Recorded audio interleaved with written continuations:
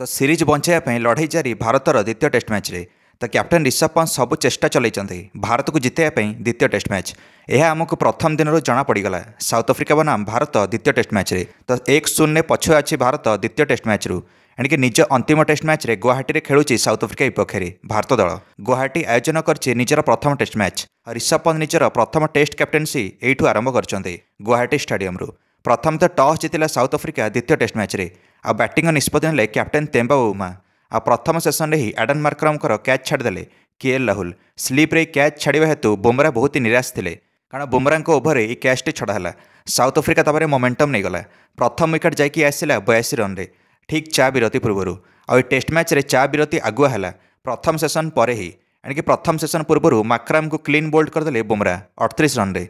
प्रथम विकेट गला south अफ्रिकार 82 run रे तापर 4 विरति है एणिक 4 विरति पर रियान निकल्टन 35 रन करके आउट हेले catch out. Wicket keeper Rishabh Pant हाथ में कुलदीप यादव नहीं गले यही विकेट 88 रन रे 2टा विकेट गला साउथ अफ्रिकार। एठू कैप्टेन तेम्बा और टिस्टन स्टब्स मिसिकी साउथ अफ्रिका को बहुत आगक नहीं गले। बैटिंग पे उपयोगी थिला गुवाहाटी पिच जार फायदा उठाइले कैप्टेन बाबुमा और टिस्टन स्टब्स ये दुई जन मिसिकी साउथ अफ्रिका इनिंग्स को 156 रन नहीं पहुंचाई देले 2 विकेट हराई लंच पूर्व।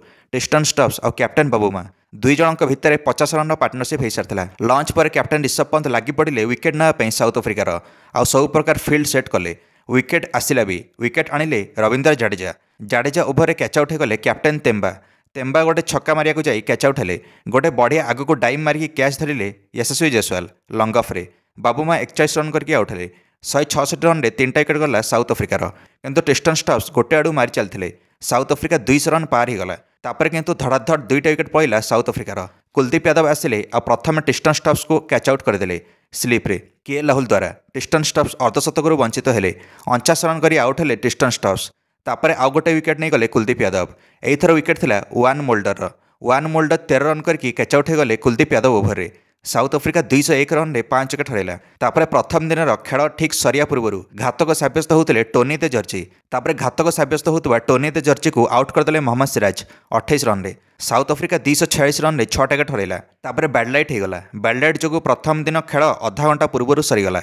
साउथ अफ्रिकार मुथुस्वामी 25 रन करके नट आउट अच्छे और साथ दौरान काइले ब्रेन 1 रन करके एवं नट आउट अच्छे। साउथ अफ्रिका 247 रन रे एणिक 6टा विकेट हरैछि और निजर प्रथम दिन खेल शेष करछि। आशा अच्छी द्वितीय दिन खेल आरंभ हुई ऋषभ पंत बाहिनी एणिक 300 रन भितर ऑल आउट करदे साउथ अफ्रिका को आ भारत निज बैटिंग अति शीघ्र आरंभ करिवो ना कौन कहते निश्चित मंतव्य कमेंट दे वीडियो को लाइक और चैनल को सब्सक्राइब करदे। समस्त क्रिकेट अपडेट्स धन्यवाद।